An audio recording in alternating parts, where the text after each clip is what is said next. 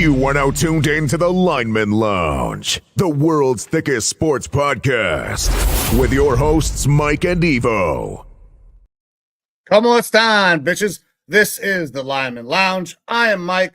That is Evo.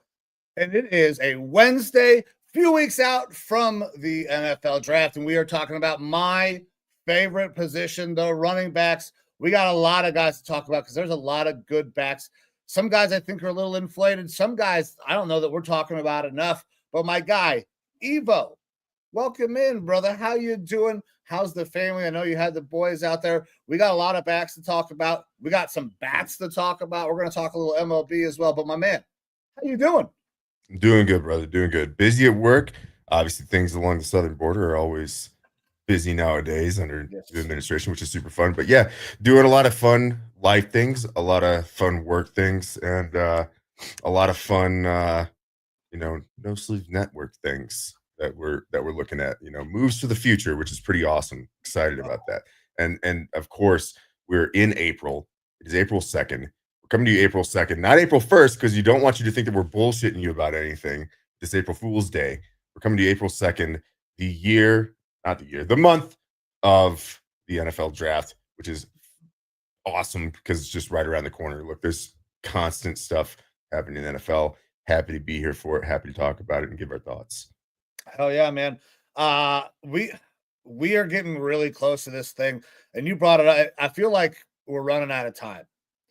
But that's just because we got a lot of shit cooking behind the scenes. A lot of things cooking. One of those things, we got a big mock draft coming up on the 23rd, day before the draft. And we're going to have some friends join us, kind of as always over the last couple of years. Some new faces this time, I believe, are going to be joining us. Some old faces as well. We'll get all those names announced who will be joining us as soon as I can lock everybody in, and everybody will know who they're picking as well. But I'm very excited for that. That show, that 23rd show, is also going to be a special announcement, that show. We got some big things in the works. That show is one you're not going to want to miss. So just be ready. Just be ready. It's going to be a lot of fun. But my man, let's start diving into some sports. Youth sports I got coming up. I missed the coaches meeting last night because I missed an email. But we have our draft tomorrow for Little League Baseball. I'm very excited. The boys are going to have a lot of them back. Had a lot of parents request to come back, which I appreciate. Hopefully all the players from the team last year are coming back to play baseball, no matter who they are playing for. But baseball season is upon us. I got the Little League draft. Major League Baseball has kicked off officially again. even though they had, opening day a few weeks ago. And we already have some controversy, and that controversy involves none other than the New York Yankees, my man. Torpedo bats. They're in season, apparently. Not everybody knew about them other than the Yankees and this apparently scientist that they had working behind the scenes to make these unbelievable wooden bats. So my man, I know you're kind of a passive baseball guy, but you even brought up the torpedo bats. So it is making waves all throughout the sports world. So as a guy who's more passive in baseball, what's your take on this? It definitely was interesting. Look, from like immediate reaction, it feels like that has to be cheating, right? Because the bats typically don't change, right? You just in my mind, without being hardcore about the rules of baseball, obviously they can't be corked and things like that, because we went through that whole scandal in the 90s, thousands era. But to see the shape of the bat change and look almost more like a softball bat, obviously a area of the bat that looks like it's a wider hidden area. It feels like, hey, a change to the bat like this either should be regulated more by baseball or should have been accepted by baseball or whatever. And I would have thought that if this was allowable in the rule books, it would have already been done, right? And apparently not. Apparently it just hadn't been looked at. And it took me back thinking, like, you every year have a new golf driver come out, right? Yes. And a lot of these golf drivers use AI technology, which they basically put into a computer, in layman's terms, put the golf head in a computer, and the computer says, like, this is the sweet spot to hit, and this is how we are going to engineer the inside of this golf club to create the best launch of this ball, to reduce the amount of error. Like if there's operator input and you miss hit, that it's going to have less of an impact on that ball flight and everything. So you get straighter, longer launching, all that shit. They change the outside shape of the head of the golf club, but there's still parameters that you have to fit in. Like you just can't go out there with like a basketball sized, head of the golf club. There's still parameters that you have to meet. But golf's been doing this now for years, where they have computers generate this stuff. Correct. To give you the best possible driver. And in my head, I'm like, well, that's extremely smart. Of course you'd want to do that in baseball. Why is this only now starting to happen? That's what still confuses me. Because it's baseball, man. Baseball is an old man's game. They do not like change. The pitch clock was fought to death. All the rule changes are fought to death. The bigger bases, even though it's about safety, they don't like that stuff. They don't want to change anything. So the idea that somebody went into a computer, which baseball notoriously, you either love them or hate them now with the analytics, and they found a way to re-engineer the bat to make it more efficient. They took wood from other parts of the bat and just moved them where they are, still completely within the parameters that MLB sets, and basically just changed where the sweet spot of the barrel is. So you can barrel it up easier. It's genius. Honestly, it's pure genius. Absolutely. And again, it's like I just go back to, you have cheating that happens in baseball. You have it in every sport. Everyone's looking for that competitive edge. Yes. It's another topic we're going to talk about here at NFL owners meetings, and whether or not the tush push is going to be banned, right?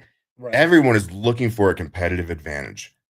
And as archaic in a way as baseball can be, and as to this, old school golden rule, this is what baseball is type of rule, it doesn't mean that players aren't looking for that competitive advantage. It's the reason why corked bats became a thing. It's why steroids became a thing, right? People are looking for a competitive advantage. And I have to imagine this has been found before. Just no one had the balls to implement it. But here come the Yankees. And the results so far, albeit anecdotal, in just a few games, look like they're pretty damn good. And it feels dirty for sure. But now, it's like if we're seeing these sorts of modifications and adjustments, this probably tugs the thread on the sweater that could unravel a lot of different shit. Yeah. I would imagine that there's going to be a lot of engineering that goes into baseball bats now, more so because when you talk about a wooden bat, the shape has basically been the same for probably the last 40-ish years. The material changes. Some of the small things change, right? You get like your axe handle bats, right? So it feels a little bit more comfortable. You also get your flared knobs. You get a lot of different ways so it feels more comfortable in your hand. And I understand all that. That kind of engineering makes complete sense, but the engineering of the barrel has never really been fucked with. And now you're going to have another guy saying, okay, so this torpedo bat is great. How do I engineer the shit out of this to make it better? So now that this Pandora's box has been opened, MLB is going to have to put a cap somewhere. Now, where that is, who knows? There were some false reports, almost got a couple people about the bats being banned on April Fool's. They're not banned. They're still allowed to be used. I think more teams will see a lot more guys get these torpedo bats. I mean, you see the results kind of like you said anecdotally already, but when you see that as a baseball player in your competitive edge and it's within limitations, you're going to take it. Guys were like, okay, I can use sticky shit as a pitcher, or I can use whatever. They were finding ways to do it, and they were taking advantage. And then Trevor Bauer exposed that, okay, I can just take fucking sweat and a shitload of rosin and get the same effect. So everybody's going to try to find that competitive edge. And now it's the Pandora's box is open. I'm excited because, listen, we've been advocates. Let them juice. Let's make baseball exciting as shit. Let's see a bunch of bombs. Listen, if we're going to have torpedo bats, we should probably have pitchers that can control it. So give them their sticky shit bat. Let's have a good time at a baseball game. It's going to go quick. Professional sports has always been about ways to stay on the cutting edge, min-maxing. It's why NFL facilities went from like guys showing up in a locker room, man's man game, going out playing in shitty ass winter games in the 60s, 70s, to now you have full-time nutritionists, full-time weight rooms, dietitians, you have people doing TB12 and all this shit outside of the actual game itself to min-max and become the best athlete and best performer they can. It's why we have tons and tons of new helmets every year in football. And it's not just for protection, despite what the NFL tells you. Some of those guys are wearing face masks that got 80 fucking bars on them because they think it looks cool or some shit. Yeah. And part of you know, look good, feel good, play good type things getting into that. There is change through all these sports all the time. And some of it gets looked at like the tush push. And they say, is this too much? Is this outside of the bounds that we want? And then they say the Green Bay Packers brought it up. Those guys are a bunch of real big pieces of shit, a bunch of kids. And that's cool, but they shoot it down. That's why the tush push is still a thing as of right now. But yeah, with the torpedo bat, I guess it's within the rule. Look, I want to know the behind the scenes of this. Did the Yankees go to MLB beforehand and say, hey, by the way, day one, we're playing with this new bat that we've had under wraps. We are lifting the skirt and we're using this thing. We want to verify that you're not going to come down and like find the shit out of us or anything like that, that it's well within your rules, right? Because MLB had to have known about it beforehand. You imagine a guy shows up to the plate with this bat and the ump looks at it and Ump's like, what the fuck like, is this? What do I do here? I can't call back to fucking the commissioner and be like, New York. Like, what do I do? You could call New York, but what do they tell you? Like, because MLB is going to be like, we have no idea what the fuck you're talking about. They don't have baseball bats, so they can't fucking play. That's the thing.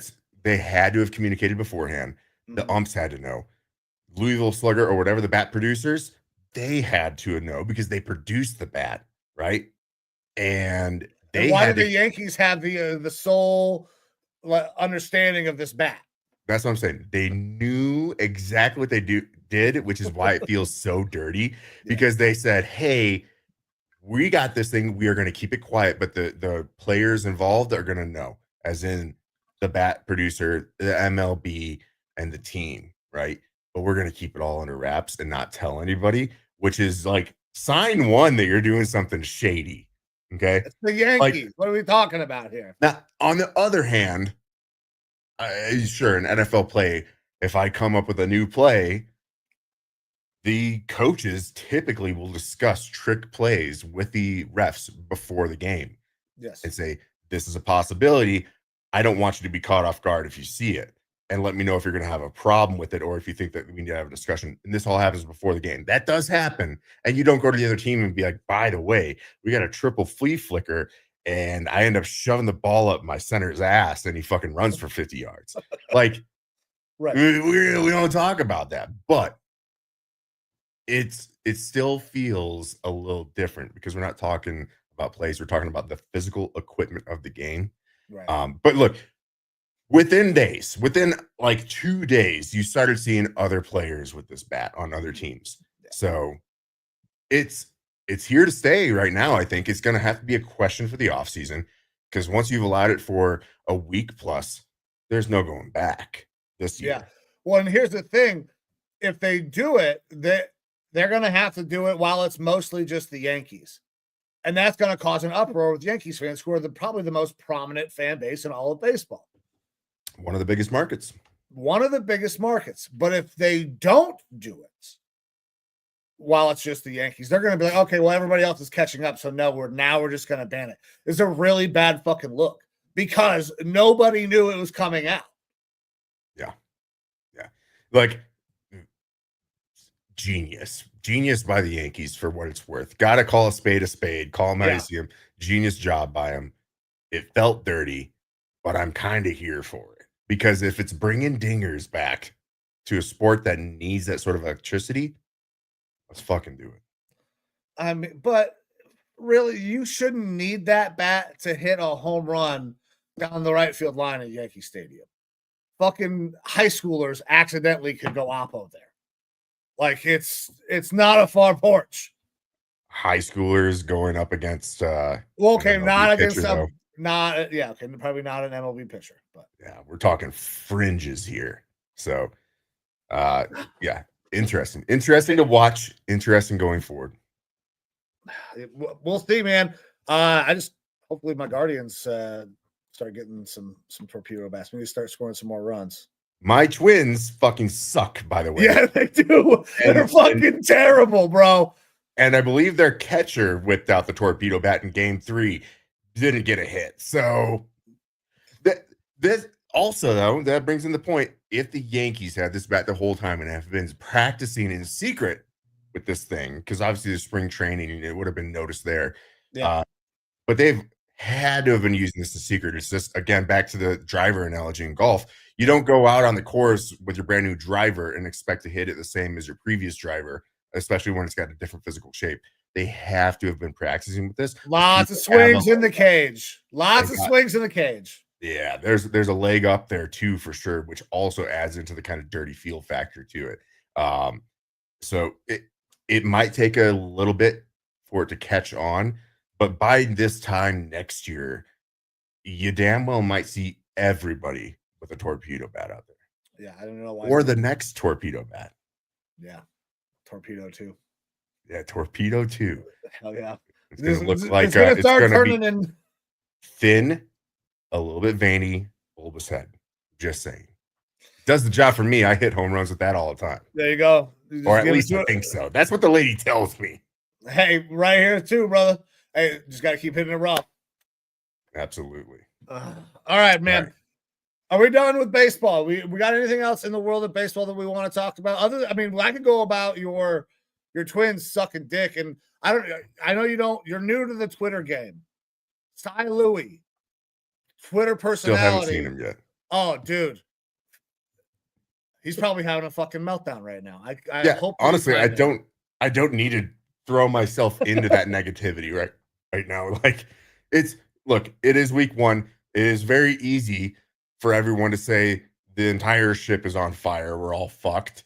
And I love the memes already that have come out and his Twins have already been eliminated. Yeah, that's how sports and fan bases go at the beginning of the year.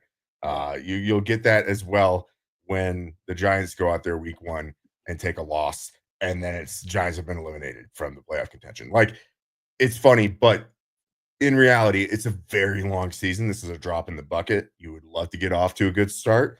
You'd love to have a torpedo bat start, but it's not happening right now for my Twins, and I'll reassess here in a month or so. Yeah, well, you'll be able to reassess several months because baseball season is long as fuck. But I'm very excited for it to start. I don't think I'm going to opening day because it's supposed to be like 37 degrees in Cleveland for that. Oh, nice. Yeah, we got tickets because we got the ballpark pass again, which is one of the coolest things in all of sports. I don't know if we've talked about. I know that I've talked about it, but yeah, we talked about it last episode and how baseball needs to do better. Yeah, man, it's awesome. I'm very excited, but I'm not going to watch a baseball game in 37 degrees. It's not that big of a fan. I guess not. I'll take that today. I'll take it on the chin today. If that was Browns versus Steelers. If I had the tickets, yeah. Here's the thing, though, Evo. You know this. I get 81 chances to watch the Guardians. Yes. I get, what, at best 9 chances to watch the Browns? And if you want to watch them on TV, you typically have to do some sort of a, calculus math equation to figure out what fucking channel they're going to be on what day, it seems like. Yeah. So the nice thing about the Guardians this year is that they just have Guardians.tv, which is through MLB TV. So even though I'm in the market, none of it's blacked out because just to be sure though. Yes, go ahead. The Apple TV games you get and all that shit. So yes, because the Guardians TV deal got so fucked up because MLB doesn't have a national TV deal. Yeah. That I get this option. So because MLB fucked up so bad, I get a nice option that what they should offer to all fans to kind of bring them into their sport. Yeah, you'd think. We don't need to beat that dead cat. That's This is going to be happening. But look, we have the NFL owners meetings or head coach meetings. I can't remember which it is. Both. But meetings are going on right now down in Florida. And news and things are coming out. It's where we have different rule changes get voted on, approved, disapproved, tabled for later date, which is, I believe, what happened with that Packers request to ban the tush push is that it's been tabled. But we have had some changes, some pretty significant changes, ones that I think are probably good and things that people have been asking for have been implemented. Yeah, man, I like the main thing is the overtime rule. I'm a big proponent of this. I think nobody likes ties, like as Americans, we're also kind of programmed through hating soccer to not like ties. Ties are ugly, gross. So the fact that each team is going to get the chance to get the ball and it's not going to come down to one possession, I think is going to be cool, but I think it's going to possibly create more fucking ties because both teams are going to get the ball. I like the fact that both teams get it. I think that's more in line of real football instead of just the sudden death rule. But I do worry this is going to cause a lot more ties. It's possible, yeah. So instead of 15 minutes, it's 10 minutes, but each team gets the ball. If the period passes, there's still a tie. That kind of sucks. I need more information on this, like directly, because it does say each team gets the ball. However, we've regularly seen drives last more than 10 minutes. So what happens when one team has the ball, has a 11-minute drive, or brings it down as to an 8-minute drive? Even then, let's say it's 9 minutes and 59 seconds. As time expires, they kick a winning field goal. Does the other team now get the ball? Do they get their full 10 minutes? How does it work exactly? I'm not positive, but the rule has changed. That could be do get the ball. That's a strategy. That's a strategy where you just hold on to the ball for as long as possible, and now they have to also race the clock.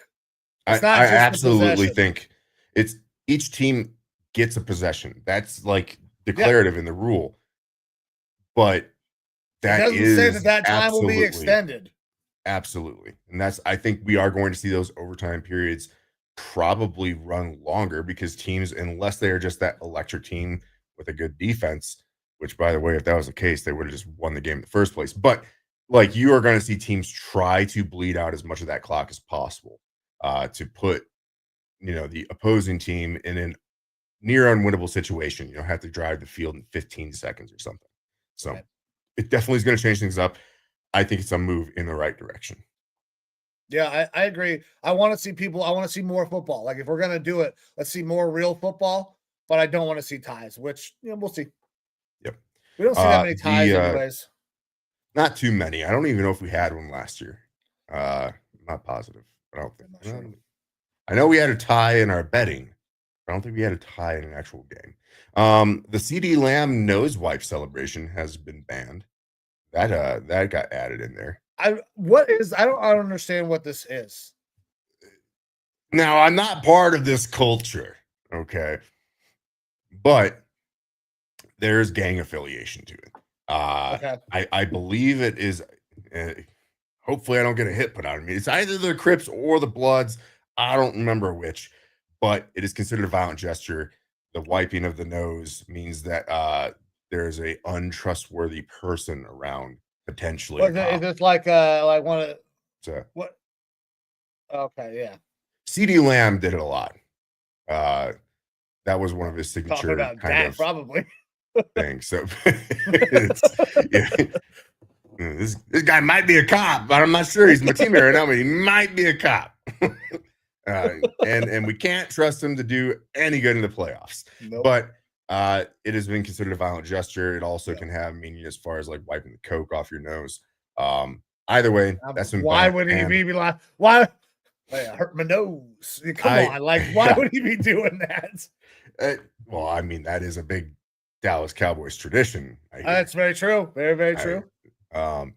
But on face value, I was like, why are we banning this? This is fucking dumb. And if the fact that I have to go on to Google like a crotchety old white man to look it up what it means. Yeah, I would like to think that the impact that it's having on our youth is probably minimal, but I don't know. I mean, you see Justin Jefferson do the gritty, and kids around the world are doing the gritty. That's very true. You probably don't want kids going around fucking wiping their nose and then getting caught in some sort of a unnecessary gang battle. So I kind of get that. That's why I've backed off it a little bit, but the whole no fun league thing comes into play. I think the NFL probably could have done a much better job explaining it because literally they just came out and said, nose wipe gesture has been banned. It is considered or categorized as a violent gesture. And they didn't give context behind it, when in reality, the context is not known to, I would say, a significant amount of people watching. So maybe do a little bit better job of your messaging NFL there, because after educating myself, I kind of get it. All right. I still don't like the whole not doing the bow and arrow thing. I think that's pretty fucking That's dope. ridiculous. Well, you're gonna shoot stuff. Whatever, man. Yeah, that's silly. We need to get Doge on that, or whoever's involved with that shit. Dynamic kickoff changed ever so slightly.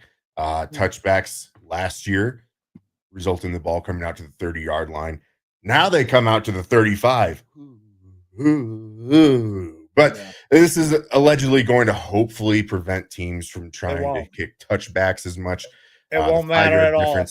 You're going to have teams doing their analytics to figure out if that actually does anything. And we'll see what the repercussion is.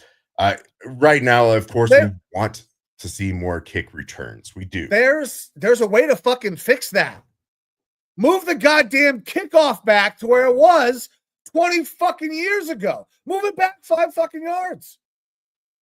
Change where the kicker is instead of changing the penalty. What the fuck are we doing? Like, they moved it at one point to get it more into the end zone to prevent returns, because that's where injuries were happening. So they wanted more touchbacks. Okay, you don't want more touchbacks. Now you want returns. Move the fucking thing back. Like, you made the rule, just change it back. Yeah. It Absolutely doesn't. I don't possible. understand why you're making it 35. The 35, I guess it'll be cool. You'll see more points probably, but most teams are not going to give a shit. They already didn't care about the 25 to the 30. They're going to do the analytics. They're going to figure out the math. They're going to be like, okay, it gives us, an extra 2%. That's negligible. Screw it. We're kicking it deep, especially if they have a returner who is dangerous. Yeah. Yeah. The hope, though, of course, is that you do see more returns, hopefully more dynamic plays on those kickoffs, kick returns, and whatnot. We'll see if it actually has an effect. Some other notable rule changes. The league did confirm they'll be using Sony's Hawkeye technology to enforce and measure lines to gain in 2025. The chain gain will still be there on the sideline as an analog version as required. However, they are going to only use that backup capacity, but we got Hawkeye in there, which is what we've been asking for. Use technology to spot the ball. How Hawkeye exactly works, again, I'm not an engineer. I don't know. I don't know if the ball is being tracked visually by some AI camera bullshit or if there's a chip in the ball, but honestly, Hawkeye it could be a fucking technologies, wizard inside the ball, and I'd believe you. maybe. Like, I have no Maybe idea the how it works. ball is going to be a torpedo ball. Boom. I don't know. But we'll see. Replay assist is changing. It's expanded specifically to help officials on specific sorts of plays. And it has to do with they can't, like, the whole situation if quarterback goes down and is tackled by his face mask and they don't throw a flag, they cannot now throw a flag due to replay assist, but they are able to go back on plays where flags were thrown and decide actually this was not a penalty, roughing the passer, things like that. The hope, though, is that they would call things correctly if replay assist helps them with that. Specifically, this referee made an egregious call. It was not that play, and we need to walk it back. But that's a lot of trust that we're putting into New York and the officials who are observing the game to actually say, like, oh, we're not going to throw our guys into the bus and be like, you fucked up. We'll see. Yeah. All right. Let's see here. Just how teams go through the process to submit a game ball before game day, they'll now be able to do the same for kicking balls. That'll be known as K balls. Yeah. So I've always known of K balls. In school. Yeah, it's a thing from high school. We had K balls in college too, man. I actually did not know that they didn't use K balls in the NFL until the entire Deflategate thing came up. I had no idea. I thought that was just the way fucking shit operated. Because I've always known them just having K balls. Yeah, I assumed that this was still a thing, but hey, I guess I've never been in the NFL, so I didn't know. For kickers. Teams, and this has to do with tampering. Like, this is actually weird. This is hilarious, and I'm gonna expand on this when you're done with it. Yeah, teams get to have one video or phone call with no more than 5 future unrestricted free agents during the 2-day legal tampering period before free agency. Clubs will be allowed to arrange travel if the two sides agree to terms. So it is supposed to be limiting the tampering to only 5 fellas. Mm-hmm. So it's not necessarily limiting it. It's adding a way of communication. You can communicate directly with the player rather than just the agent, is my understanding. And that may be important for teams if they want to get to know somebody.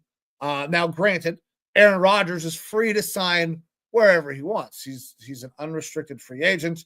He was cut. So he can do whatever the fuck he wants. Yeah. I just think it's hilarious that the Pittsburgh Steelers are the ones that put this in. And they're having so many problems with figuring out who's going to play quarterback for them.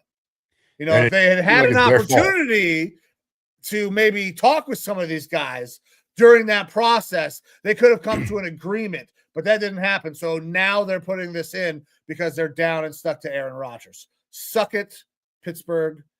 Because it's happening. Almost certainly it's happening. He's throwing to DK Metcalf. They're just waiting for the right time to do it. Aaron Rodgers is going to the Steelers. Yeah. He's test driving the car before he looks to buy it. Yes. Also, by milking this media cycle, he gets to stay out there in the public spotlight, which is what Aaron loves. Everyone look at me. Like, it's what he loves, and he has to try to keep his name out of negative Nancy mouths, apparently, that, talk about how, Don't listen to us. the Jets would much rather not have you on the team and take $49 million dead cap hit and things like that. And all the information from everywhere saying that the Vikings said, nah, we're all right, fam. We don't want you right now. They're putting it out there lightly for sure. Like, we're not closing the door, whole situation, that conversation. They had a conversation about should we bring him in or not, just like they did with everybody else. They talked the same way about him that they did about Ryan Tannehill and other players. But we're like, no, JJ's our guy. We're rolling forward with that. But we're never going to say never to anything. But he's the one guy you probably should say never to, because he's basically a domestic terrorist. But allegedly. Allegedly, let's make sure we throw that out there.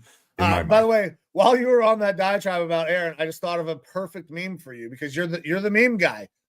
Okay. Aaron Rodgers has got to be Lloyd Christmas. What's the chances a guy like you, or a team like you and a quarterback like me get together? About 1 in a million. Him and the Vikings. Don't worry, it's for you. Yeah, beautiful.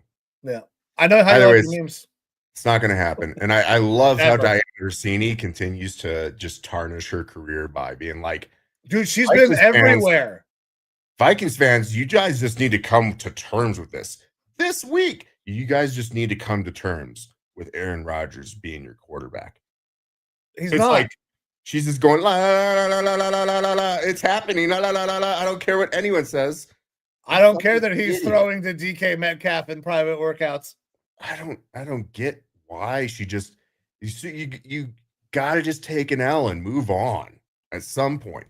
If anything, I almost feel like the fact that Diana Rossini and Aaron Rodgers in the past have had a difficult relationship, because he's called her out for misreporting things, according to him, that he was like, hey, feed Rossini all this information. The Vikings are out, but feed her all this shit so she looks like a fool.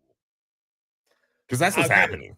And honestly, I would not put that past Aaron at all. Petty as fuck. Yeah. He's not going to the Vikings. I'll say that. It's nice when lots of other reporters are coming out and saying that.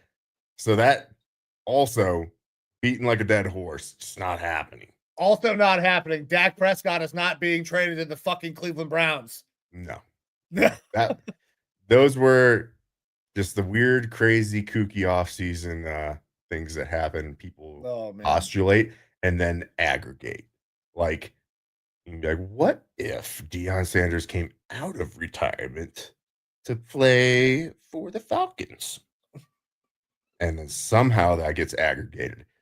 Wild. Why doesn't someone aggregate our shit? God damn it. We put out some fun takes. So we have been putting out a lot of fun things. Producer Amber has been killing it. Shout out to producer Amber. If you guys have not checked us out, we got obviously the live video. Everybody tuning in, thank you very much right now. Whether you're watching us on YouTube, X, Facebook, no matter where you are, thank you guys very much. But producer Amber has killed it with the shorts recently. She's really stepped it up. We actually just completed a project for Irreverent Warriors as well out here in Cleveland. So a lot of things going on. My man, what other rule changes do we have? IR, right? Let's see here.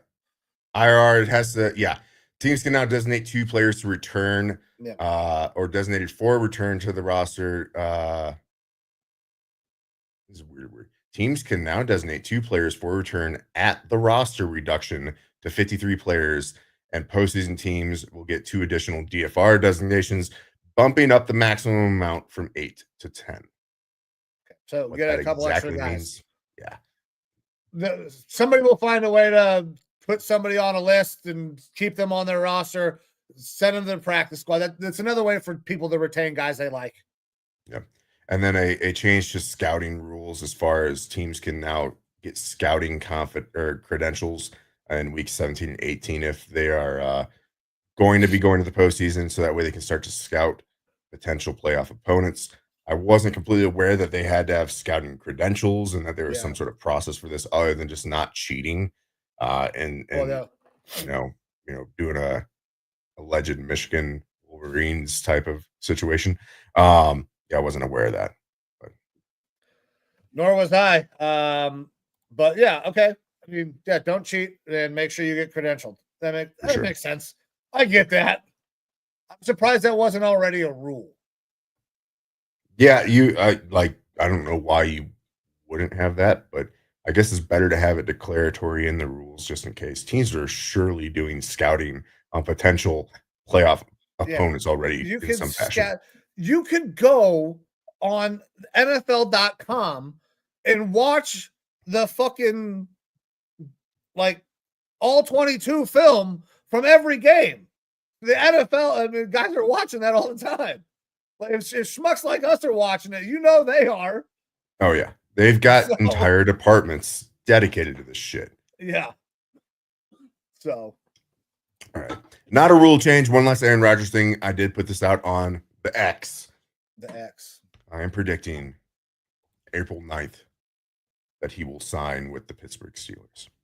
April 9th. All right. That'll be awesome. Is obviously already test driving the car, if you'll say that. The team probably wants to know what you want to do so they can modify their draft plans, seeing as they don't really have quarterbacks there other than Mason Rudolph. They want to know, do we need to be aggressive to go after maybe a Jackson Dart or something like that, or a falling Shadur? But also, Pat McAfee. Go ahead. Pat McAfee on the 9th is going to be there in Pittsburgh. Oh, yeah. And going to be having a show on the 9th in Pittsburgh. The live show, right? Yeah. Yeah. So that's why I'm calling my shot. Hey, two guys that love to play it up. Listen, I shouted out Pat for his interview with LeBron. That trended for like 4 fucking days. Everybody in the world was pissed at LeBron because he went on Pat's show. Dude, I like Pat.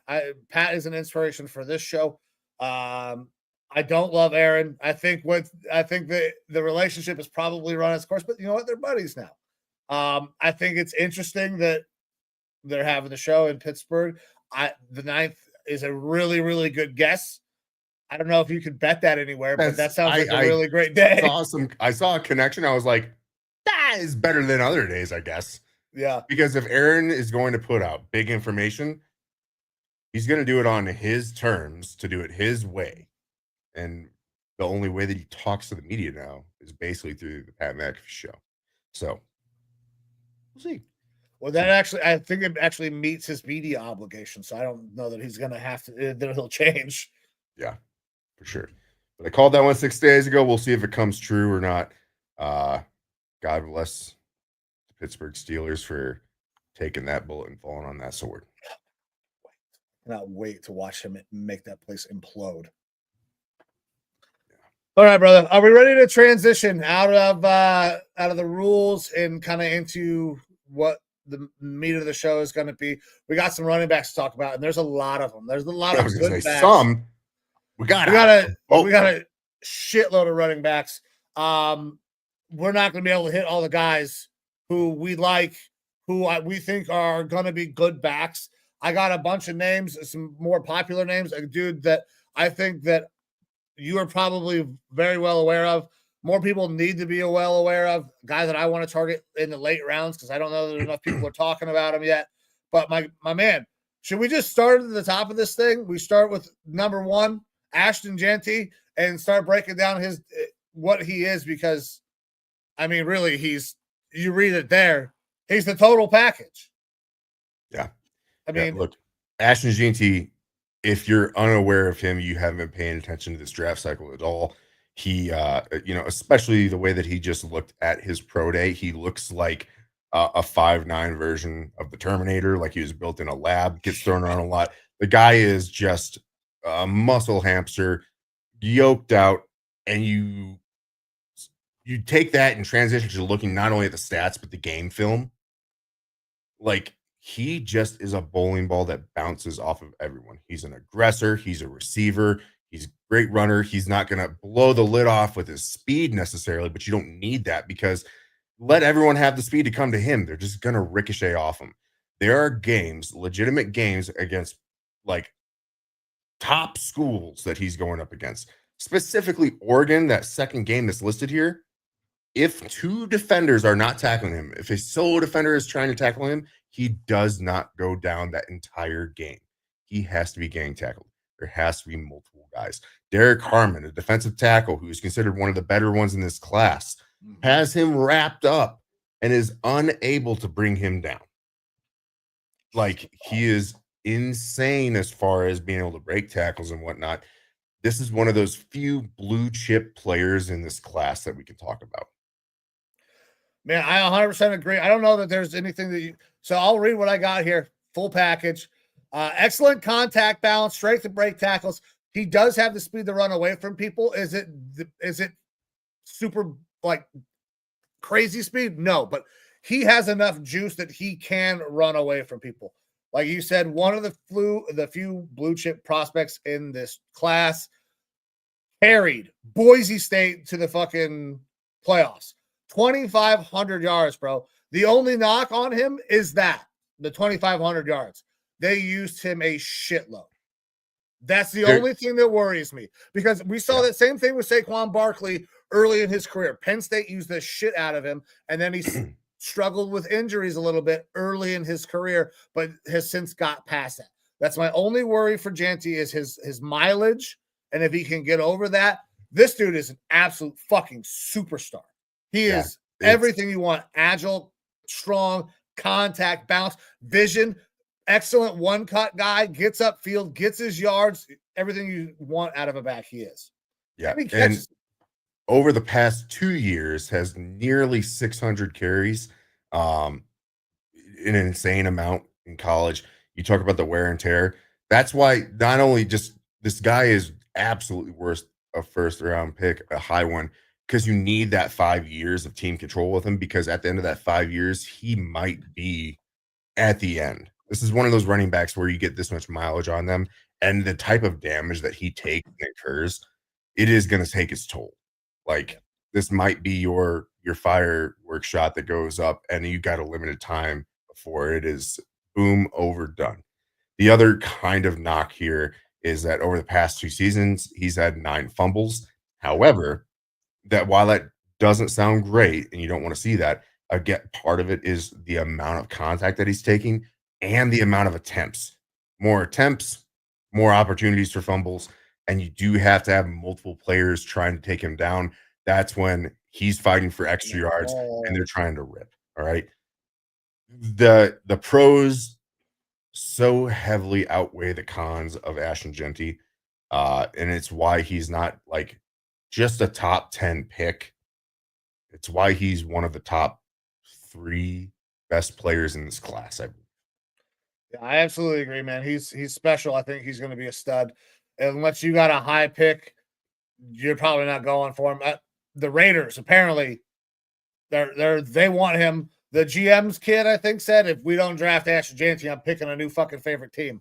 Yeah. John Spizek came out and said that today. If that's not signaling, I don't know what is. Now, my question here, and look, it kind of fits because of what Pete Carroll likes there out of his running backs that you've seen. I mean, you want a guy that's very similar running style to a Marshawn Lynch, not as big, sure, but I mean, a similar style runner, contact balance, and just fights for everything. This is it. Yeah, absolutely. We don't always do player comps with running backs. I do kind of like to do comps sometimes. Do you have any sort of a player comp to Ashton Jeanty? So I have seen a couple of comps. There's one comp that I kind of like, but it's really hard for me to do because LaDainian Tomlinson is my favorite running back to watch of all time. He was my favorite guy. I wanted to run like him. That was the guy I wanted to model my game after. And Ashton Jeanty has a little bit of that in him because he's got the blocking ability. He catches it out of the backfield. He is a powerful runner with agile, especially in between the tackles. Man, he would be the only guy that that I have seen that I would comp to LaDainian Tomlinson, and that's a big comp for me because I love LaDainian Tomlinson. He was my favorite running back to watch growing up. I love LaDainian. I don't see that comp as much because LaDainian was good at like breaking tackles, but it was different. He was like shedding them more. Genty's just guys are bouncing off him. What it is here for me, like the easy low hanging fruit one, and I don't like the Alvin Kamara one as much either, which gets thrown around a lot. But I think that he's got a lot of Nick Chubb in him. Guys just bounce off him. He brings the thunder to them. Like he's a shorter version of kind of a Nick Chubb. And also you see shades of a Lendale White in there and stuff like that, and that Marshawn Lynch type of aggressiveness. He's just not quite as big. Yeah. I mean, not quite as tall. Yeah. Sure. I mean, he's thick as fuck. Yes. Yeah. Absolutely. Like it is always surprising to me to see how short he is, that he's 5'9". So like we don't need to go into him too much more just because he is easily the best running back in this class. Yeah. In a very good class. Yeah. All right. Omarion Hampton, thoughts on the kid out of North Carolina? Man, big dude. Good speed for his size. Showed impressive stuff at the combine, running on the sub 4.5 at 220 pounds. He's just listen, he's a little tight. He's gonna be like that. This is a guy, I'm not comping him to this guy, but I think a similar way that he runs and looks is more like a Derrick Henry. Not as agile, he's not as big. I don't think he's not as fast as Derrick Henry was. Big, yeah. But he has kind of more of that clotting type style. But he is big, he is physical. He's not going to break off a ton of huge runs. He's a guy that beats you up all game, wears you down, and then will break off something late in the game. He's just that guy that wears you the fuck down because they hand him the ball a ton, and he's got no problem running between the tackles. Yeah. I have to admit, I saw Omarion Hampton be talked about very high as far as how close he was to Gene T in this class, and has regularly been seen as like the number 2 guy.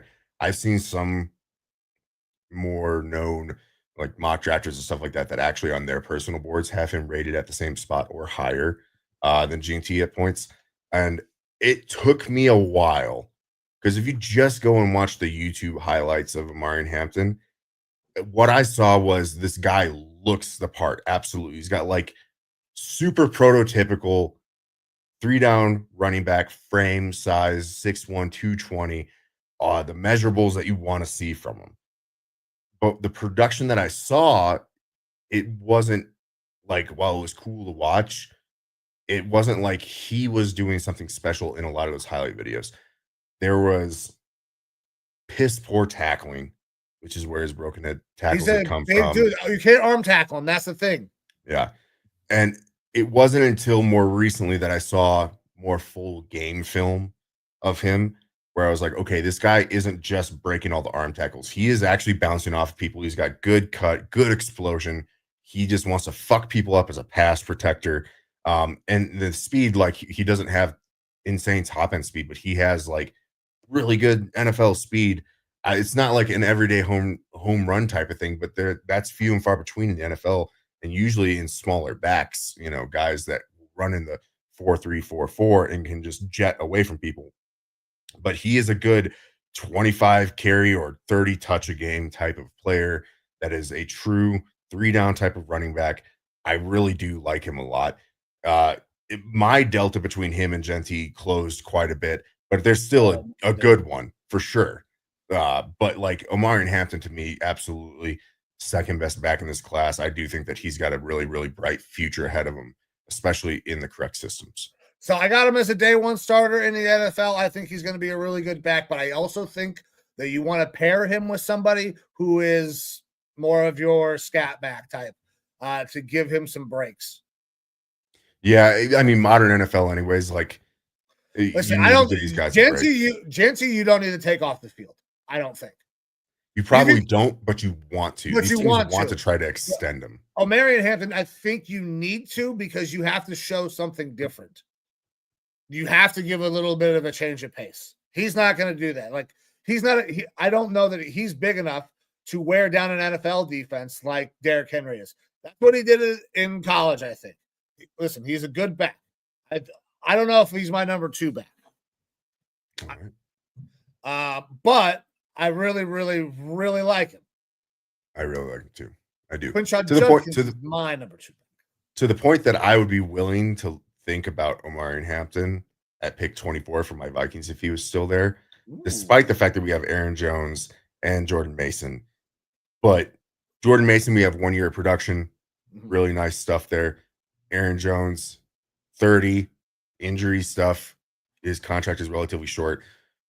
While that is just a extreme amount of talent, realistically, to have in one room, if we were to bring in Omarion Hampton, you are setting aside 5 years of truly good running back production there.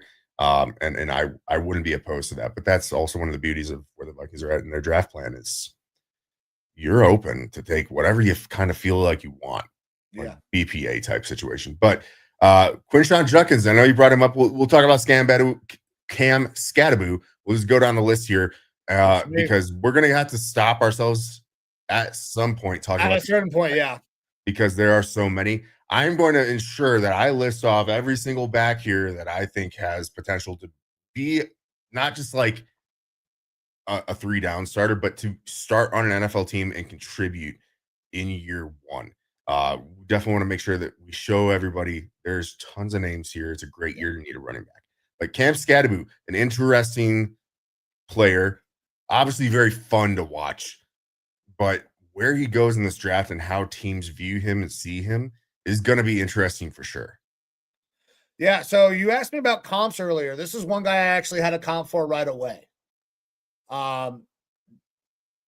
Slight difference in the size, but the running style to me is almost identical. Cam Skattebo is a muscle hamster, and he runs exactly like Maurice Jones-Drew. He's just slightly bigger. Like the short area quickness is really impressive. That's one thing that MJD did. He was always quick behind the line. If somebody got through, he wasn't big enough to break tackles, so he had enough quickness to elude that first guy. Cam does the same thing, but he's a little bit bigger. So when he goes and makes that contact, he will run right through somebody. He invites contact. He is a fucking dog. I don't know that he's a day 1 starter, but he immediately goes into a room and is a massive weapon for whatever room he goes into. You pair him with a veteran, teaches him a little bit about the game, how to be a pro. I think Cam eventually becomes a productive starter. I just don't know you pencil him immediately right off the rip because you worry about the top end speed. He's got enough quickness. He's quicker than fast. You hear all this stuff. I mean, let's be honest. He's a white running back. He's quicker than fast. Like, that's just what it is. I think he's got a chance to be a fucking dog, though, because of his makeup. You saw the amount of effort that this kid would put in for his team during the playoffs. He's out on the sidelines throwing up because they're running him so much. I love this kid, but I don't have him as high as I have some other backs. Productive NFL player, can start, but needs to be a part of a platoon, at least initially. That's the thing with him, that it is such a weird evaluation because and maybe it is part of a racial thing where you don't see white running backs who are extremely productive. The Christian McCaffreys out there are very few and far between. And then you'll get a Peyton Hillis who is incredible for a year and then nothing. You'll get a Toby Gerhart who is good for a year-ish and then kind of becomes nothing. But like at some point in time, you have to kind of throw that out the window and be like, this guy has just been absolutely incredibly productive. He is a fantastic receiver, fantastic runner, so much heart, so much effort. He never gives up on a play. He's a gadgety guy that can kind of do everything for you because he's just a good football player, a good athlete, and probably one of those kind of morale team leader type of guys. Despite that, you look and he does have some wear, especially this year, wear on those tires. Yeah. With how much he was being used, not just in the run game, but the pass game. And he was the heart and soul of this Sun Devils offense for sure. And it makes me feel like he's going to be a late second round to a third round pick because of those things that we brought up. But like the statistically, so impressive. So impressive. I see shades of James Conner in there Okay. because I can see aggressive, that. hard running style, good receiver. But he's still different. He is different than that. Yeah. Listen, I like Cam.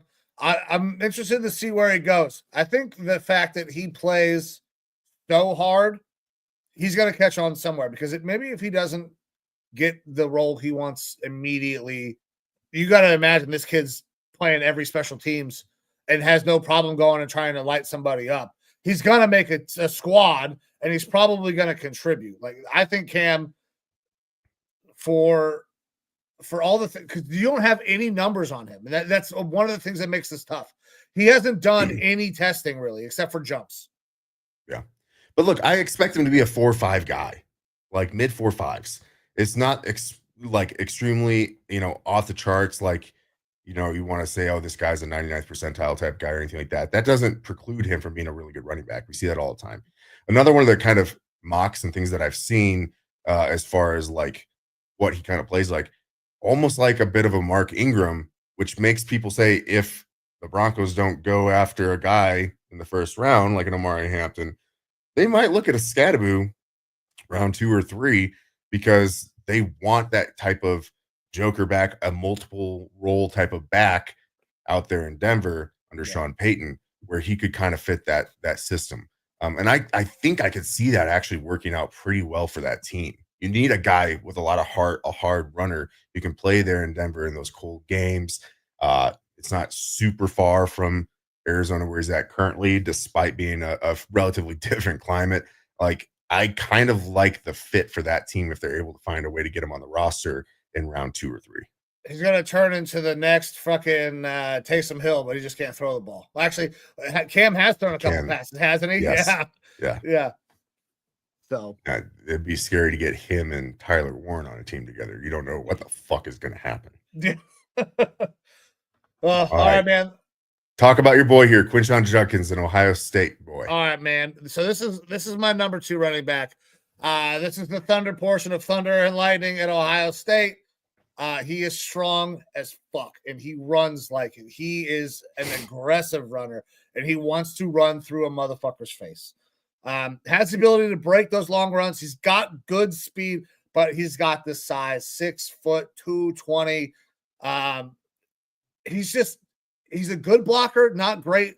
Henderson is a better blocker. He's had some of those opportunities go away, but like, listen, he's splitting carries at Ohio State, running behind a great offensive line, and he put up fantastic numbers, did everything that you wanted. Didn't have a ton of mileage this year, but still put up good production because he was playing in another system. Like, he catches, he blocks, he runs hard, he's got game-breaking speed, he is strong as fuck. Like, this is the guy that, when you talk about all those things about Omari and Hampton, that's what I see in Quinshon Judkins. Now, granted, I am a little bit more of a homer. I am an Ohio State guy, so there is probably a little bit of bias in there. But I just love the way this kid runs. When you are willing to just shoulder pad perpendicular and run through somebody at the top level, I'm here for it, man. I love this kid. I love everything about the way he plays. I'm a big fan of Quinshon Judkins as well.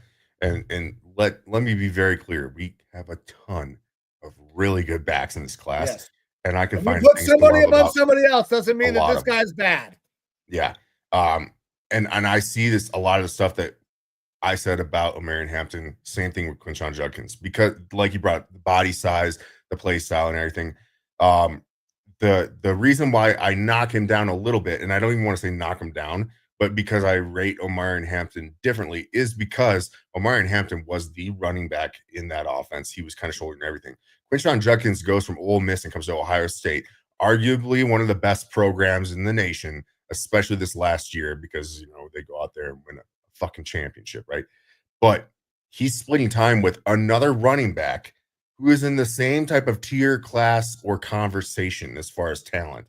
Uh, and you just look at these attempt numbers. He goes from 271 down to 193, which is a great move for his longevity of his career. Correct. Like less reps, but you get near identical production in yards, over 1,000, and his yard per attempts go up, right? His touchdowns stay about the same. So despite less attempts, as good, and in some cases better production, because that it goes to show, like, if you are able to split time between a couple good backs, you're going to get really good production for both of them, possibly even better production. It's what we've seen with the Lions, David Montgomery and Jahmyr Gibbs. You have two really good backs, but you won't see them at their peak unless they're both there necessarily together, playing off one another, each of them staying fresh. And that's what you're getting here with Quinshon Judkins. I don't know what his absolute ceiling could be if he was the primary back at Ole Miss his freshman and sophomore year. Freshman year goes for 1,500 yards, 16 touchdowns. Obviously, a slight dip that sophomore year, and then the move to Ohio State. So he's been a solo back before, so I think he can do it. Yeah, and I absolutely think he can as well if he's put in that position. It just goes to show that you probably, while he could be the 3 down, every down back guy, you probably still want to pair him up with someone so he can be that thunder to someone else's lightning, right? The other thing is I would like to see more receiving work from him. We didn't see a ton of that at any point in time during his college career, but he looks to be the type of guy that can be a good receiving back. And when you have a Trevion Henderson there, that's the guy you want to throw to as far as I was going to say. I think that's not necessarily a knock on him, but how good Trevion is in passing situations as a blocker and a pass catcher. Absolutely. And that's the thing, is unknown quantity, tough eval. So that is in comparison to Hampton, who showed to be a very good pass blocking back and receiving back. It makes me question, can he do it? I truly think that he can actually do the receiving portion of the game. Just wasn't really asked to at Ohio State. Absolutely wasn't asked to any more than he did at Ohio State while he was there at Ole Miss. So he's again, before the Vikings went out and had their free agency, re-signed Aaron Jones and Jordan Mason, Quinshon Judkins was one of those guys that I realistically felt, if we trade back and we get that second round pick, he's one of those top guys that I wanted us to target as our running back. And for your Browns, I think that he should absolutely be one of those guys, if you stick and pick at 33, that you should be looking at to take over for Nick Chubb as your lead running back. And there's a couple of those guys here that I think would be fantastic fits. Quinshon Judkins just makes too much sense there, though, to kind of stick and stay in Ohio. Makes a lot of sense. Very similar running style as well to, I think, a Nick Chubb in the contact, and not nearly as agile, I'd say. But Nick Chubb was a special breed, man, or is a special breed. We don't know what's happening with him yet. I'm not going to say free agent. Yes, he is. He needs to be a Cleveland Brown. All right. Dylan Sampson. Thoughts on Dylan Sampson? Okay, so this is one. Okay, I don't think that Dylan Sampson is a bad back. So I want to say that right now, kind of as we preface this. But as we talk about these guys, I have him in a tier lower than the guys that we have already talked about. Okay, so he's an intriguing back to the high production this year and his low mileage. 1 year as a starter, smaller back, good speed, and the ability to get outside. Good between the tackles. I do question his every down back ability, though, because he is small, does not block well. But I think he's a good piece. He is a slasher in somebody's room that adds a huge dimension to your team. But I don't know that he's a guy that I say, okay, you are now my new starter. I see the comp here, shades of Tyrone Tracy, who I don't know that I see that myself, but I don't know that he's a guy that I say, yes, you are my day one starter. You are my 3 down back. Even though really good production and low mileage. Where are you at on him? Same thing. I don't see him as a 3 down guy. I still like him a lot. I think he's one of the least talked about guys in this kind of range, which is that, mid to late second round, maybe falls into the third round type of range. He doesn't get talked about because a lot of the guys like Trevion Henderson, Quinshon Judkins, Cam Scatterbu get talked about a lot more. Caleb Johnson gets talked about a lot more, right? And he gets lost in that. And it sucks because I think that he's right within that range of guys. He's someone that you do want to have a complimentary back with him. I don't see him play with as much power as you would like. He is a good weight develop type of guy, and then he has explosion. He is a one cut north south type of slashing back. I do like his game a lot. Good in the receiving game. And like this right here says shades of Tyrone Tracy. I don't see that because he's got a little bit more pop to him than Tyrone Tracy. The pop that Tyrone Tracy has is because he's a high effort guy. But he doesn't actually, while he delivers some pop, it's not like the NFL defender feels that pop necessarily for Tyrone Tracy. I could kind of see that a little bit with Dylan Sampson, but he's not out there necessarily looking to go deliver any sort of a hit. He's looking for the hole and trying to hit the hole. And can have some explosive plays because of that. I like Dylan Sampson. Again, I see mid to late second round falling into the third round type of guy just because of how many running backs are in this class. There's guys that I like better than him, but I do view him as that kind of day two type of back that you're going to be able to stick and pick. He's going to be probably the lead back in your system, but you don't want him to be the only back in your system. Agreed. All right, Caleb Johnson. This is another interesting one, a guy who I'm a pretty big fan of. Didn't run as fast at the combine as I was really hoping to see from him, but I feel like he's one of those guys that plays faster on the field. Thoughts on Caleb Johnson? I was going to say it's a very similar thing. You know, he's a big back, did not run well at the combine, but I mean, if you turn on the tape, he looks fast as shit when he's running. His game speed is pretty damn good. He's got good ability to make guys miss. He's pretty agile for being as big as he is. I don't know. He's not a big bruiser per se, but he will break tackles. What else do I got here on Caleb? Oh, yeah. So not a great pass blocker, or not necessarily. Of all the things that you see of him in pass blocking situations, it's okay. But I don't know if it's his fault or if it's Iowa and their really shitty concepts and their shitty passing concepts. So I think the evaluation on him as a pass catcher and a blocker is kind of incomplete because Iowa's fucking concept is hand Caleb the ball. Other than that, like that's the real only part that I have a struggle with. But I think he's a really, really capable back. The testing numbers, they kind of make you go, I don't know. But if you watch him run, you love everything about you that you fucking see. Yeah. Strong, good contact balance. But I think a lot of the stuff is there's, again, I bring this up like you don't see the receiving stuff from Quinshon Judkins. You don't see as much from this guy because it's Iowa. And you know, like you look at this guy, 240 rushes, 1,500 yards, right? Iowa's system is not a passing system. It's a running system. The cards are kind of stacked against him. Despite that, he's still able to have this level of production. 6.4 yards per attempt in that sort of an offense shows you that as a pure running back, he's fucking got it, right? I like him better in outside zone scheme. But that's kind of what they ran there. He probably can run between the tackles a lot better than what we even saw, depending. I kind of think he's scheme agnostic in that sense, where he could go in any sort of a scheme and excel as that pure runner. If, like, in my head, I see him as a really, really good fit for a lot of squads, but I feel like he's the type of guy that a Harbaugh would like there with the Chargers. A good, like, you can really lean on this guy in a game if you need Great to. Fit. I love Caleb Johnson. Him and Quinshon Judkins were like those two guys I felt like these could be every down backs if my Vikings want to get one to go along with someone who's more of a lighter third down type of back, a receiving style back. But again, Caleb Johnson could be an okay receiver. We just didn't really get to see too much of it because that's not Iowa's offense. Yeah, it's not Iowa's offense at all. And I wonder if for some reason Janty is not there. If the Raiders are looking at, because this is another back that's perfectly fit for a Pete Carroll type offense. So that's another fit. If for some reason, say the Cowboys decide they want to move up, they want to go and get Janty, and they try to jump the Raiders, I could see them falling back, and Caleb would be that backup plan.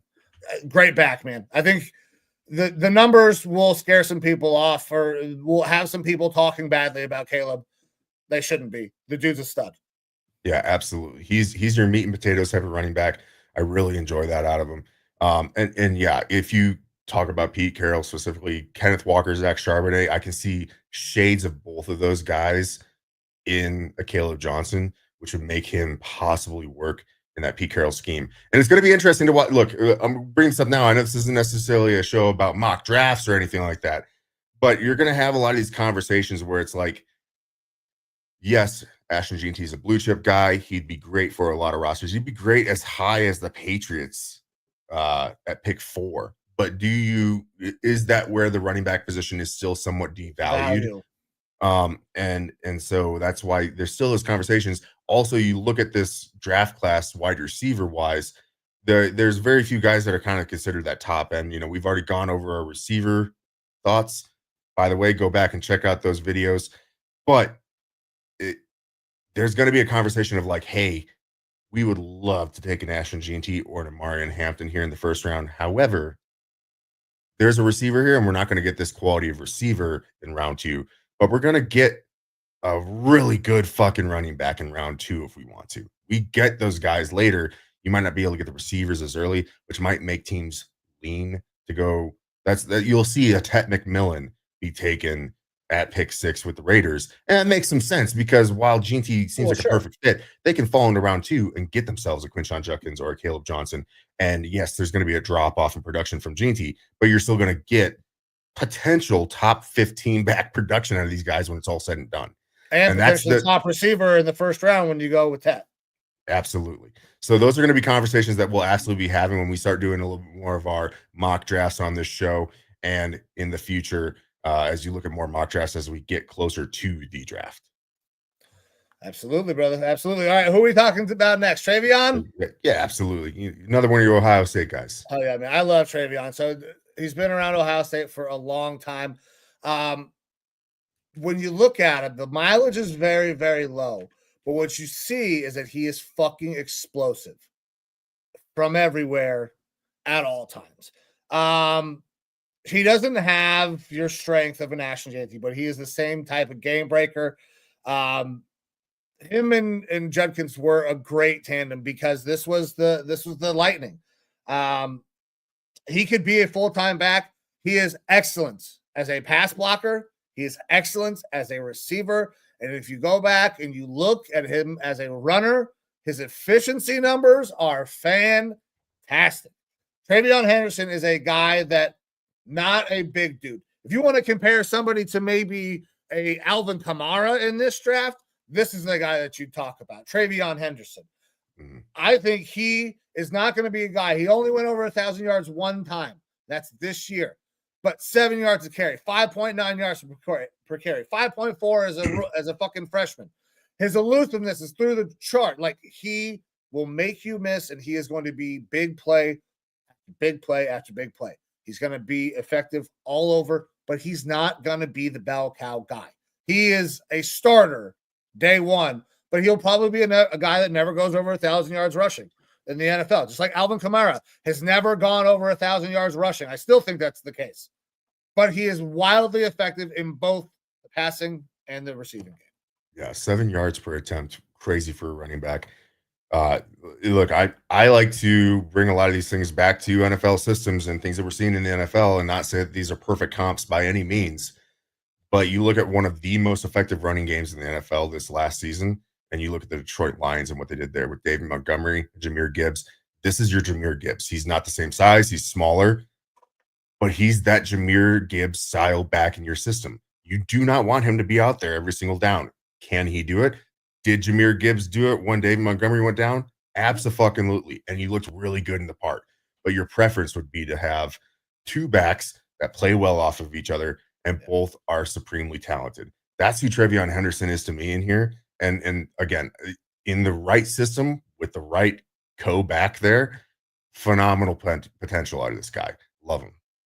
Yeah, man. I think Travion's going to be a dog. I think he'll probably fall a little bit.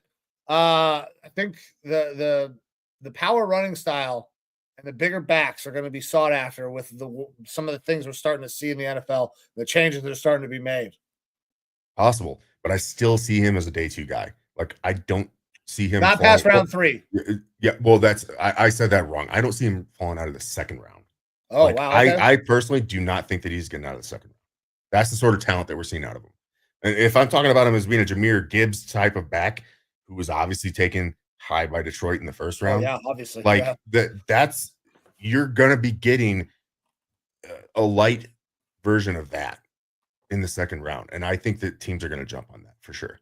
All right, next up here, RJ Harvey. Thoughts on RJ Harvey? Good back.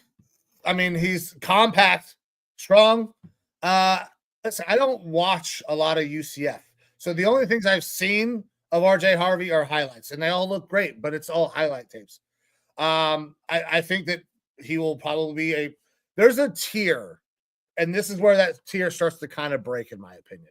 Your RJ Harveys, your DJ Giddens, they're going to be really good backs, but are they premier 3-down backs? I don't know that we're going to see that out of a lot of these guys, except for maybe one guy that I am really, really high on later in the draft. But I think he's a good back. He's one of those guys that I don't know that is going to be every down, all downs. What do you got on him? Body size, speed, measurables in college, very, very, very close to Aaron Jones. He makes me think Aaron Jones when I watch him. Like, he looks a little bit smaller than Aaron Jones, but he actually is like almost identical, comparable size. He's a good pass catcher, a good runner. Like, he does everything pretty damn well. He's another one of those guys that, and you actually saw this with Aaron Jones, not just this year, but in the years with the Packers, Aaron Jones was always best when he had a second guy with him, an AJ Dillon or other guys before that. That's what RJ Harvey is going to be as well. I don't want him to be my 3-down bell cow back, but if you put him in a system where he is that guy, a la what Aaron Jones was last year, you can still get the guy's best statistical year of his career, but it's going to be more difficult to see the full level of production that you could if you are splitting time with another guy. That's what RJ Harvey is to me, is almost like a near identical Aaron Jones type of comp, which if you get Aaron Jones production, or a guy that's being looked at 3rd, 4th, possibly sometimes in the 5th round, but probably a 3rd or 4th round guy, yeah, you hammer that all day. All right. You're higher than I am because, listen, same thing with DJ Giddens. I think he's going to be a really good back. I think there's still some things. He's a bigger guy. Like, the production, though, man, like when you go to one of these schools where you're really kind of putting a Kansas State or a Kansas, like a Devin Neal, I got to write up on Devin Neal. You are ultra competitive, ultra productive. Like, he's athletic. He's a big guy. You want to see maybe a little bit more out of the passing game, but there's another guy that I think is a really good back, but you want in a more of a system as well, because he's not going to be great out of the passing game. More 2-down back, can probably do some of it, but another really good back can start day 1, but another guy you want more in a platoon. There's not a ton of dudes that I think you line up 3 downs and play, just go get it. But there's a lot of dudes that start. Yep. This guy, I really do like DJ Giddens a lot. And part of it is because when I watched him, I kept on thinking, like, this guy reminds me of someone. And that gets into the comp thing here a little bit. And it's going to be lofty for sure. But I think DJ Giddens has a very unique running style and one of the best pairs of eyes, best vision and patience in this group. When he runs, he's extremely patient, and he looks like he almost glides. Like, he's just kind of gliding, waiting, and then he just glides long strides into the holes as they appear and develop. I think I know who you're going to comp him to. I don't know. We'll see. Le'Veon Bell. Yeah, I knew his run style makes me think of Le'Veon Bell so much, where he just looks like he's floating patiently, and all of a sudden he's there. Le'Veon Bell wasn't the quickest guy. This guy is an above average athlete for the NFL. He's definitely more quick than fast, but he's not fast. And I think that he can be productive in the passing game as well. Like, I really like DJ Giddens, but because he doesn't lay the lumber, he doesn't, plow through guys. Like it kind of drops his value in this class compared to some of the guys that he's going up against, where he's a guy that you'll find third, fourth, fifth round again. But if you're able to hopefully platoon him in a system where again he's not the lead back, the vision that you get out of him on some of these plays is really damn awesome. I'm a big Giddens fan. Another guy, look, I'm scouting a lot of these backs for my Vikings if we possibly needed him, and he's a guy that I still think could fit within the system. I enjoy Giddens a lot. All right, all right, all right. Devin Neal, I know you brought up that name earlier. I do, man. I like Devin Neal. School record holder, workhorse for a fucking Kansas football team that got way better in his time that he was there. Mm-hmm. And a local guy. Yeah. Ultra productive, less than ideal testing numbers though. So, but good size, 215 pounds, 4'5", doesn't have the extra gear, not going to break, big. Oh, what the hell was that? Sorry. Did you hear that? Yep. Okay. So he's not going to break big long runs. Does have some ability to catch out of the backfield in the right scheme. Is another scheme guy, scheme fit. I think that you put him in a platoon early, becomes a fucking dog. Yeah, look, the pros listed on here, I absolutely agree with this. Impressive footwork, great footwork, patient guy, and playmaker after the catch. He's a good receiver. This guy, again, like I said, comp these to some of these NFL teams. This is my David Montgomery. His running style, when I watched him play, I said that could have been David Montgomery in college. Like he looked like that to me, and I feel like that's the type of play that you could possibly get there. David Montgomery earlier in his career, like was so as a back, right? Until he got into a good system and was fitted with a Jahmyr Gibbs alongside him. Devin Neal, that's his floor and ceiling type of potential to me, is that he could be David Montgomery earlier in his career. Like lead back that you'd be willing to move on from because you feel like you could get that type of guy somewhere else. But you put him in the right system, and now you're talking about one of the best tandems in the league. I really, really do like Devin Neal. Samesies. All right. Where do you want to go next? Because this is also where I kind of feel another tier shift. Yeah, agreed.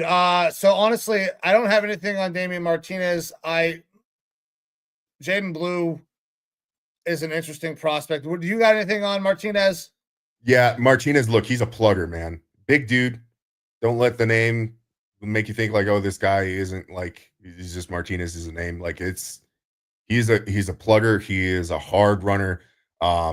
Big guy. This is more your, again, meat and potatoes type of running back, where you're lacking, some of the receiving that you would hope, despite him getting over 200 yards here in this last season. He feels like your kind of downs 1 and 2, go out there and get yourself fucking 4-yard type of running back. He's good between the tackles. This is a day or a round 4, 5 type of guy. And this guy is close to being in that tier up with Devin Neal, but I hold Devin Neal a lot higher than Damian Martinez. But you're not going to feel bad about taking this guy at all. He's a guy that's going to immediately fit into a rotation. You're going to feel real good about as a strong runner here. Jaden Blue, who you brought up, I don't like him as much as a runner. He's a really good receiver. Mm-hmm. Really good out of the backfield. Yeah. Gadget guy, in my opinion. Can be. Absolutely. Yep. Yeah. Bashal Tutin. Any thoughts on Bashal Tutin? No, it's the next guy I want to talk about. All right. Well, I'm going to bring up Bashal Tutin. Okay. Receiving back again as well. This is the lightning light type of guy. Real fast, real shifty, good receiver out of the backfield. Didn't see as much as you would like out of him at Virginia Tech, but I don't think that they played him as much as they could have. You look almost 1,200 yards on 183 carries. He was in a platoon system. He did really well there. And I think that he can be a really good receiving back. But again, they did not utilize him in that way at all in this last year. But if you look at some of his stats from previous years, obviously he's putting up good receiving yards here. Mm-hmm. So that, I think, NFL scouts aren't going to sleep on that shit, but I think the regular draft community will sleep on it a little bit. smaller than an every down back that you would want prototypical size wise. But I think that he's going to be a very good number 2 complement in a platoon, and he's more that receiving lightning style. He's the home run hitter type back. Yeah, agree. And then Brashard Smith, look, you said you want to talk. I like this guy a lot too. This is my favorite, like, late round back. Diamond in the rough because of small school. Steal. Yep, dude, this guy's a fucking steal. Yep. So if you look at the production, you're not going to understand the full story at all. He was a wide receiver at Miami to start his career. He was very rarely used there and then transfers to SMU. Upon getting there, transitions over to a running back and fucking went ape shit, dude. This kid is fast. He is strong. He can obviously catch. He's a fucking wide receiver. Ran pretty good. So had insane sub 4.4 speed, but not a great 10-yard split, which means he has crazy long speed, tons of buildup. So if you can get this guy moving, I think that he is going to be an absolute weapon. This is your ultimate gadget guy. You find ways to get the ball in his hands, get him moving. I think he can even probably be a really good 3-down back with some more seasoning. He's only had 1 fucking year playing this position, and he went off. I think this kid is an absolute steal in the late rounds and somebody I want the Browns to target. Even if we take a back earlier, this is a guy you bring in if he falls into the later rounds because the upside is through the roof. I agree. This is the diamond in the rough, late round, smaller school guy. Like, this is my Tyrone Tracy from last year. Yeah. Because it's like identical kind of story. Went from being a receiver, 1 year of production at running back, good production, but it was at a smaller level. So there's going to be a couple things working against him as far as getting drafted higher. And that's why you're going to find a Brashard Smith in the 5th round, and you might find yourself a starting potential 3-down running back who at worst has the upside to be a really good receiving back. But and because a special teamer, excellent in the return game. Yeah, absolutely. So that's like a lot of the same things that I had said last year about Tyrone Tracy and why I was really high on him as like a 4th, 5th round guy. Brashard Smith, very commonly mocked in like the 5th, sometimes falling to 6th, but usually the 5th round. I think that he could be a 4th round style running back who, if he gets taken to the 5th, it's because we just talked about a shitload of fucking names above him. A lot of them who might have more experience or more stats or more tape at what they do. And that's why those guys are going to be taken, because they're more of a known quantity. Brashard Smith, lesser known quantity, but really high upside potential in this guy. He also, same as you, I like his potential to actually fit into a system and become kind of the guy. Preference, of course, is to not make him the guy. You know, in most modern running back NFL systems, you don't want anyone to be the guy. But he could absolutely be number 1 on your depth chart here in a year or two, much like Tyrone Tracy by the end of the season was number 1 on that Giants depth chart. Yeah. I think this kid's going to shock some people, and man, he's going to be really, really good. Do you have anything else behind these guys? I got nothing else. That's my late round sleeper guy. So I got nothing else on these other dudes. We're going to hear a lot of similar things about a lot of these guys, but Ja'Cory Krosky-Merritt, injuries is what derailed him. If it wasn't for injuries, he would be talked about a lot higher. Jarquez Hunter, good production in college, 1,200 yards on 180 something carries. Good production in college. That shows that he's got something for the NFL. Khalil Mulling wasn't a running back, was a linebacker, switched to running back. He's a big bruiser type of back, goal line type of guy.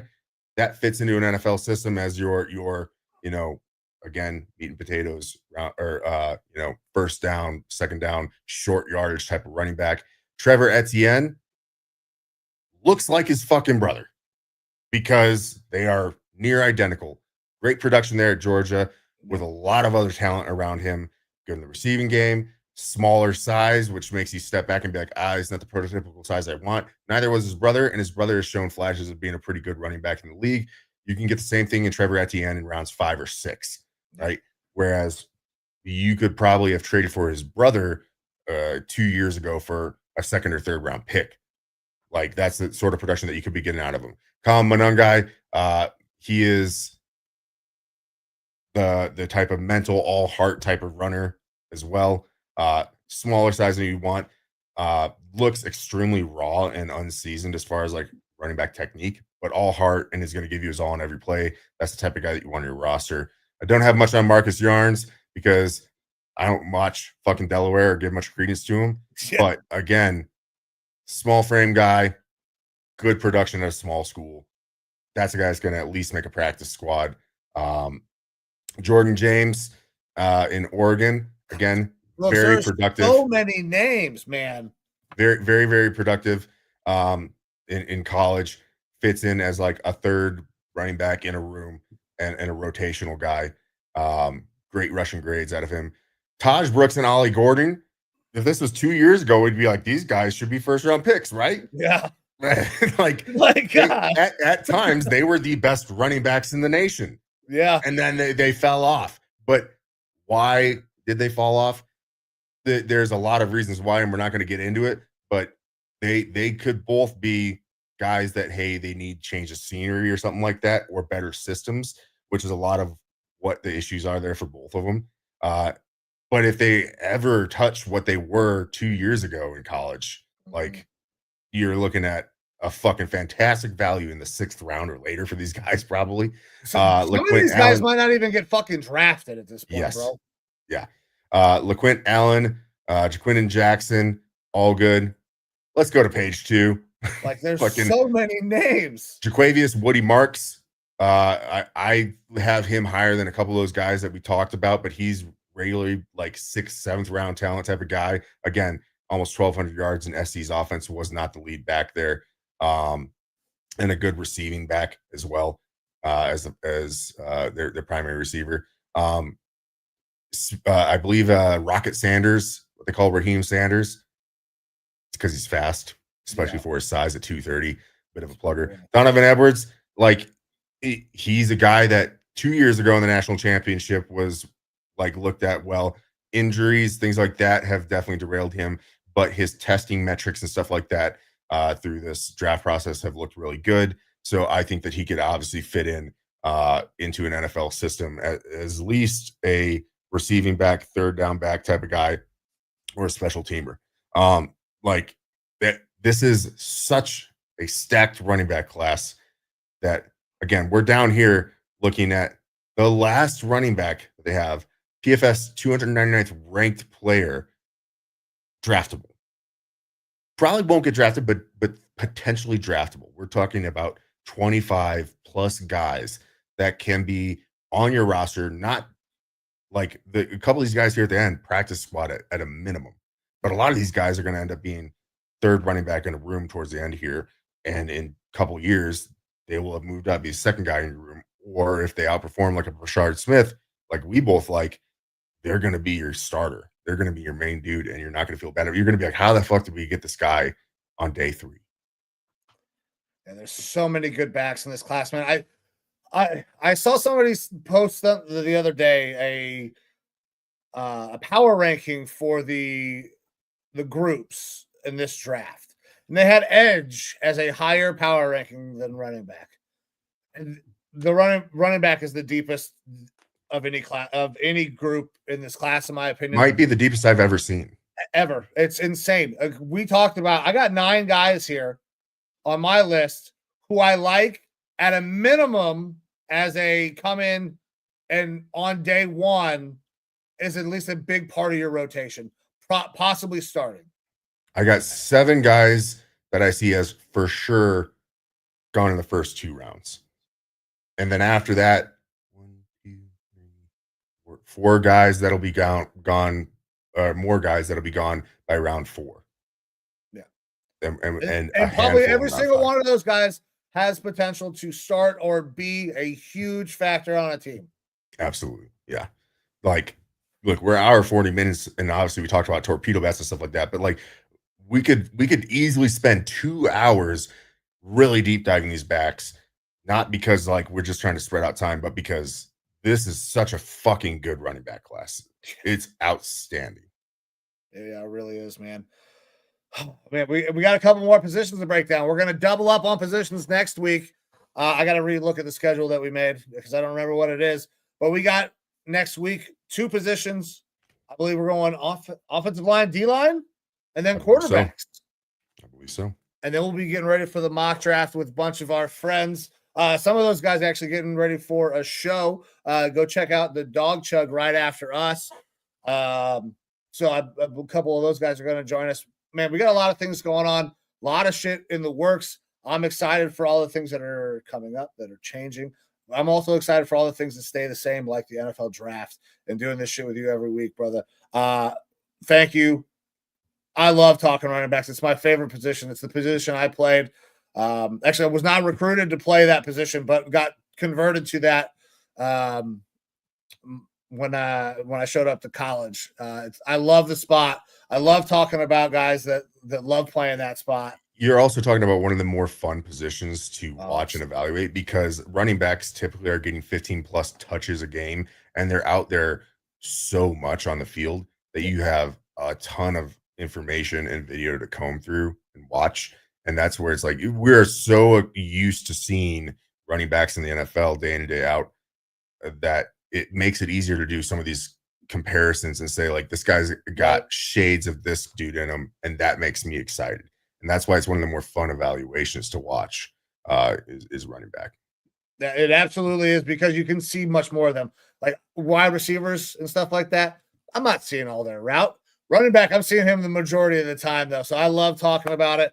Glad to know that we're both on the same sleeper this year. Rashard Smith, come on, Cleveland, pick him up late. But my brother, we got anything else to talk about? We're ready to get out of here. No, I think we're good to go, man. I'm going to be looking forward to next week's show because I really do like a lot of the offensive linemen in this offensive line group and that defensive line, especially the interior defensive line. Really like those 2 groupings. So it might be another long one next week because we got some dogs to talk about there. It's linemen, man. It has to do with our namesake right now. Baby, that's what we got to do. The Lineman Lounge, we got to do it. We love the linemen. Obviously, quarterbacks go last, most important position, but the linemen get the love right before the quarterbacks. My man, thank you very much. We're going to get the fuck out of here. Guys, thank you. Everybody that tuned in today, we appreciate you very much. You can check us out on social media at X, Facebook, TikTok, Instagram. You can listen to our show on any podcast platform. And if you want to watch our beautiful faces, go head over to the YouTube, like, share, and subscribe. We'd appreciate it while you're there. But with that, we are going to get the fuck out of here. I am Mike. That is Evo. This is the Lineman Lounge. We will see you next week. See you.